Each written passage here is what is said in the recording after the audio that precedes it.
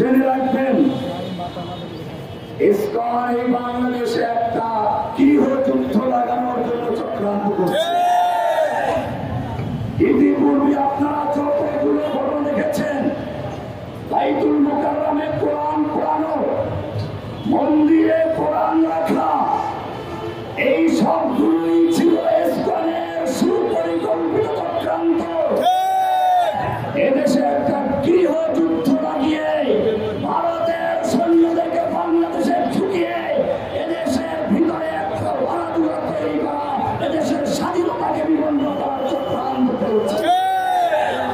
সেজন্য আমাদেরকে মনে রাখতে হবে, ওদের পাতানো খালে পা দেওয়া চলবে না। আন্দোলন করতে ব্যাপক শক্তির প্রয়োজন। এজন্য আপনাদেরকে বাংলাদেশের গ্রামে গঞ্জে পাড়ায় মহল্লায় সব জায়গায় এই তৈরি জনতার কমিটি গঠন করতে হবে, শক্তি অর্জন করতে হবে। শক্তি যদি না থাকে দুনিয়ায় কেউ তাকে ভয় করে না। যত চিল্লা 70 বছর ধরে ফিলিস্তিনি মুসলিমরা মিছিল করছে, বিশ্ব মুসলিমরা চিৎকার করছে, বিশ্ব বিবেকের কানে যায় নাই।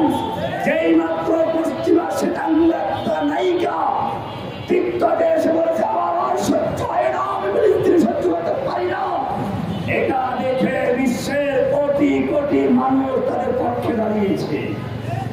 মনে রাখতে হবে আজকে মুসলিমদের এই দুরবস্থা কেন? আল্লাহর নির্দেশ হয়েছে তোমরা তোমাদের স্বার্থ স্বার্থমত শক্তি অর্জন করো। আমাদেরকে শক্তি অর্জন করতে হবে, ঐক্যবদ্ধ হতে হবে। ওলামায়ে কেরামদেরকে দেখবেন কাদা ছোড়াছুড়ি হচ্ছে, একজনে মুখ ফসকে ভুল করেছে আর তা নিয়ে